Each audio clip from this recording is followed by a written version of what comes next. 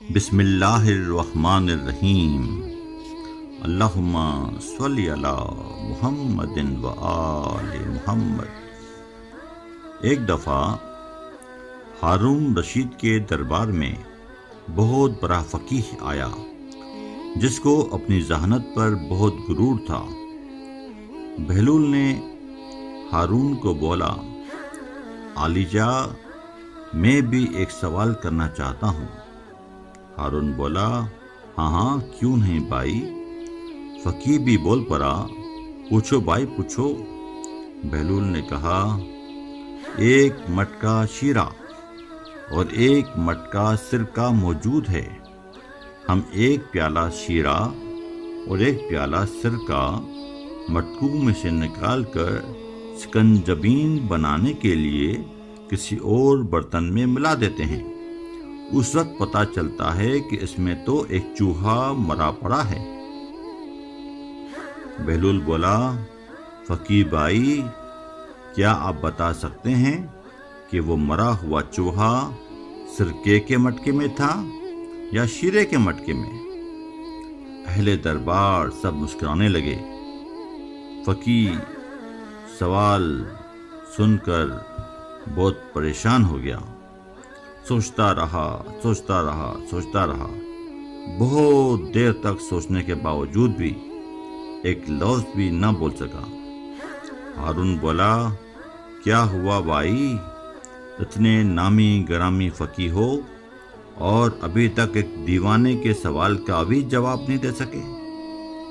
فقیہ پشیمان ہو گیا اور اپنی کم علمی کا اعتراف کرنے لگا۔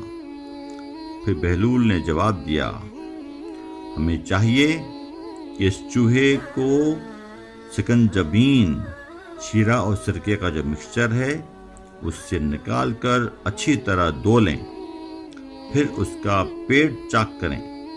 اگر اس چوہے کے پیٹ میں سرکہ ہوا تو سمجھیں کہ سرکے کے مٹکے میں تھا، اور اگر اس کے پیٹ میں شیرہ نکلا تو گویا وہ شیرے کے مٹکے میں مرا ہے۔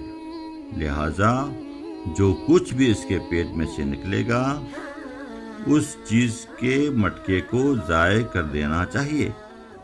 سبوں نے بہلول کی عقل مندی اور دانش مندی کی تعریف کی۔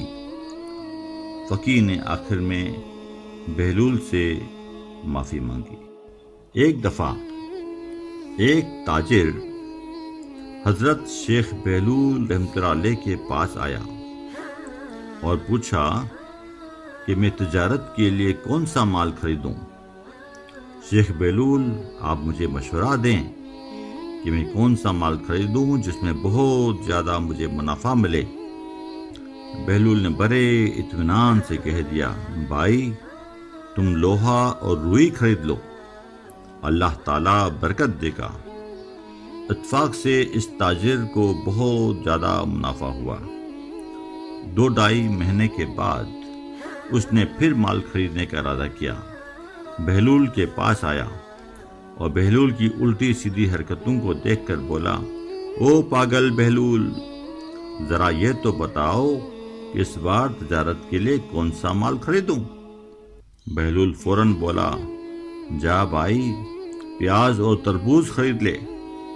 اس تاجر نے بغیر سوچے سمجھے اپنا سارا سرمایہ پیاز اور تربوز خریدنے میں لگا دیا۔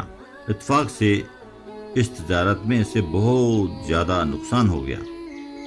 وہ غصے میں بھرا ہوا بہلول کے پاس آیا اور بولا، او بہلول، تو نے مجھے یہ کیسا مشورہ دیا تھا؟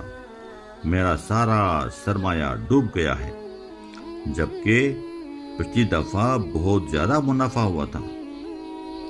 بہلول بولا، حضرت، پہلی دفعہ جب آپ نے مجھ سے مشورہ مانگا تھا تو آپ نے مجھے شیخ بہلول کہہ کر مخاطب کیا تھا، لہٰذا میں نے بھی آپ کو دانش مندی سے مشورہ دیا۔